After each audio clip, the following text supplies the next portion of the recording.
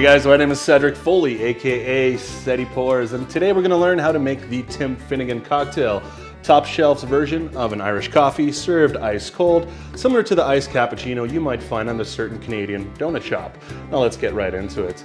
To start making this cocktail, first off, I recommend using a blender. This will give you the right texture. If you don't have a blender, you can easily just shake this up, but it's not going to have the same mouthfeel. So let's start off with some Irish cream from Top Shelf Distillers, brought to you by Reunion Moonshine. We're gonna go for a 2-ounce pour of our Irish cream, giving us a little bit of sweetness. There's some chocolate notes in here, some vanilla notes. Quite complex, quite delicious. Then we're gonna need a little bit of whiskey. You gotta Irish this up because it is St. Patrick's Day we're celebrating here. We're gonna go for 1 ounce of whiskey. This will give it some oomph, just adding a little bit of extra booziness. And the caramel notes and the nutty notes of this whiskey will pair very, very nicely with our Irish cream.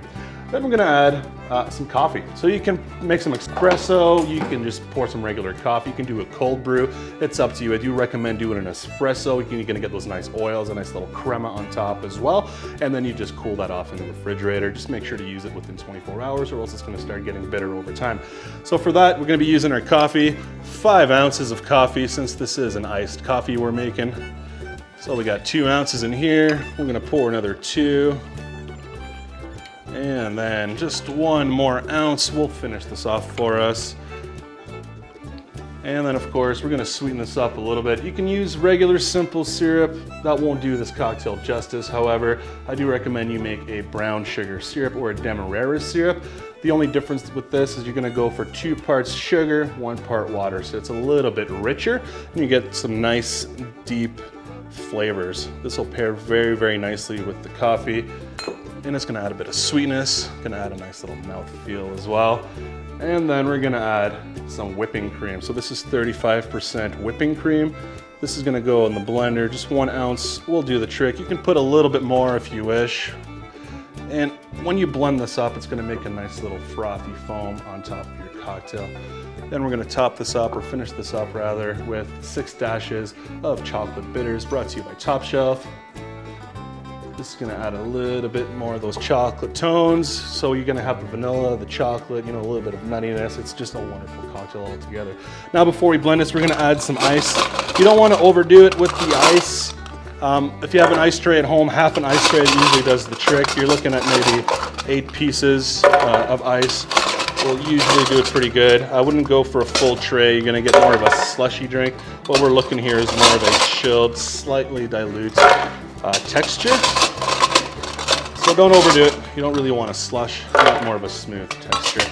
Now that we've got our ice in our blender, it's a simple matter of getting this going.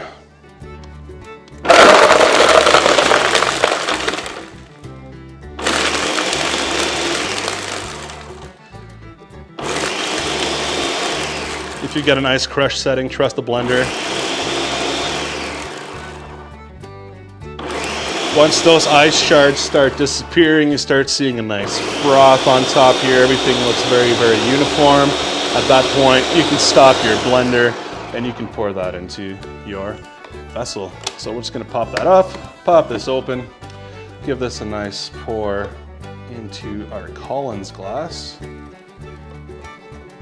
Beautiful, beautiful texture. Very tasty. I feel like a coffee. This is perfect for dessert as well. Now that we've got this cocktail in the glass, we're just gonna add a little bit of cinnamon on top. You can add some cinnamon powder. I prefer to use a fresh cinnamon stick and a microplane. Simply grate this over your cocktail. You're gonna get some nice cinnamony aromatics. Looks very, very beautiful as well. And then of course, it is St. Patrick's Day, so we're gonna add a little touch of green. We don't have any clovers or shamrocks. We're gonna use a little bit of mint. I'm just gonna slap this around just to bring out the essential oils. And then we're gonna top that up over our drink here. And here we have it, the Tim Finnigan cocktail, just in time for St. Patrick's Day.